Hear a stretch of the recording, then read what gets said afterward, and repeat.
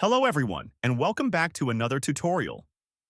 In today's video, I'll show you how to deactivate your Instagram account step by step. Deactivation is different from deletion.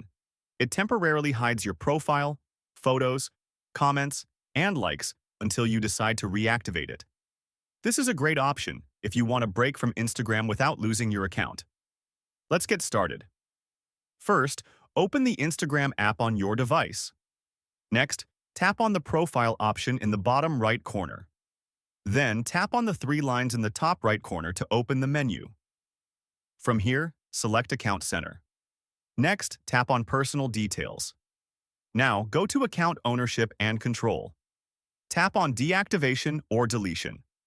Choose the account you want to manage, then tap on Deactivate Account. Finally, tap Continue and follow the prompts to complete the process. And that's it.